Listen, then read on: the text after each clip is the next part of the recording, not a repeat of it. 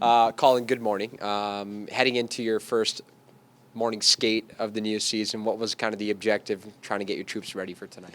Today, our focus was just trying to break the puck out effectively as a team. So give them some simple triggers, but then also allow them to play free and to play with some speed. So that was the focus this morning, and a little bit of power play to get some units together, get them some touches, and give them a little bit of confidence before they get into their first game tonight. A lot of Oilers fans will be looking out for number 22, Matt Savoy, of course, acquired this past offseason. From your short experience so far, what have been some of your main takeaways from 22, and what do you kind of expect throughout the course of this weekend? I think right off the fact how well his conditioning was, how well he did on his strength scores and his fitness testing was excellent. On the ice, he's been explosive. He's made plays in hard areas. He's definitely brought his shooting stick here in the first few days. I think we all know that, but it's nice to see it up close. He's also taken a little bit of a leadership role in chatting with him and talking to other guys on the power play to just remind them when meeting times are and trying to build that relationship with him. And ultimately, we'll see how he does today in game one. And we're excited to have that start and then build for experience tomorrow. When you break it down like that, for example, at morning skate, working on those breakout passes, how much do you see when you simplify things, kind of the guys take a breath and kind of calm down a little bit when they're putting on this jersey, some of them for the first time, and there's a lot of emotions? Yeah, there is nerves and emotions, and I think the secret is, or what I really believe the secret is that nervous energy that you feel, using it as an advantage, using it to create an edge, and the truth is sometimes people can't, right? So we, as the coaching staff, have to do a good job of trying to speak slowly. Give them a few trigger points, but then also allow them to be free to make decisions. So, what happens in the start? Here's what we like it to look like. What happens in the middle? No one really ever knows, and especially in a tournament style like this. So we're trying to instill that confidence, trying to get them to be calm and breathe, but at the same time, like work and compete and be hard and be stingy. So we're excited to see that tonight. What does a successful game tonight look like to you? Well, tonight, I think if we can break the puck out efficiently, that's something we talked about today.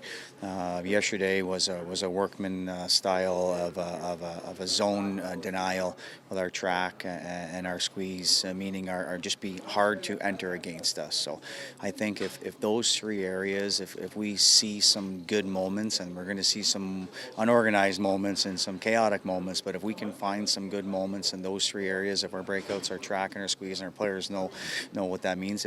If we can find some of those to celebrate those tomorrow, and then we have something to build off. And then of course the special teams. If our power play and penalty kill, if there can be some good moments, we can focus on that and try and build off it.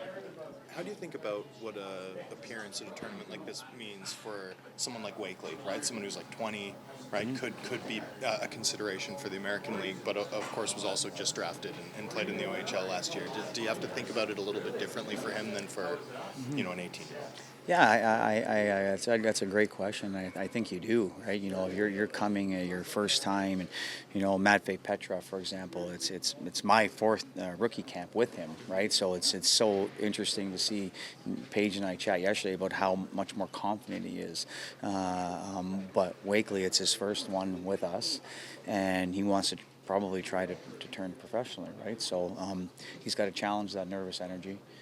He's got to use it as an advantage, and if he plays well on the ice, then what that does is it makes it a difficult decision for everybody, including himself, of where he wants to go. So it's a big weekend for him, but the other side of it, it's only one weekend, right? And you're not gonna win or lose the Stanley Cup or the whatever trophy it is you're playing for in one weekend. So I think he just wants to have a good showing. He wants to touch the puck.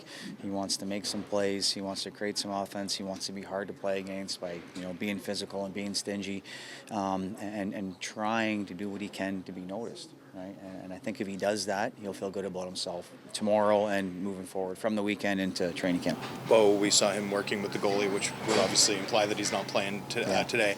Will he play at any point this weekend, and what have you seen from him in terms of how he's looking post-op? Yeah, he not going to play this weekend. Unfortunately, because what I remembered last year of Bo was he was probably our most dynamic player. He was probably our best player, and that's hard to do. Your first time, no matter what you do. So that was really, really exciting, I think, for him, for the coaches, for the organization.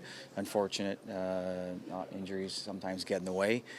He's here, he's practicing full, he's getting contact, that kind of stuff. Won't be in action this weekend. But the positive part is it's only one weekend, right? He'll get to be ready to play, and he's scheduled to start the season in Barrie. Oh, just the last one for me. O'Reilly thrown him immediately, sort of at the net front. What can a player, with that skill set, but also with that size, bring for your club over the course of this weekend, but also long-term organization? Yeah, well, from talking to Rick Bracey, Keith Gretzky, our management staff, we know that he's a 200-foot player, right? So we're excited about that. We did our homework in the summertime, watched some tapes, see that he's played some net front in the power play, trying to put him into areas that he's familiar with, right? But then also challenging him as well in some areas that are going to be tough for him, and that's playing against a team that has some players that have played 2 years in the American Hockey League experience, right? So that's a challenge for him. I think for playing major junior, you're seldom playing against people of your same birth here, right? So for all of these players, those days are over with. So I think it'll be a good experience to see what it feels like to play against a grown man in the corner or against some of the opposition. But he'll also be playing against a lot of his peers as well, reminding him that he's a darn good player. He's a first-round pick because of the things that he's done and all the work and sacrifices he's had, and to just breathe and show that, because you have an opportunity of some pretty important eyes. So take that opportunity and make it a memorable one. It's the first game day, but it wouldn't be a game day without asking about the starting goalie.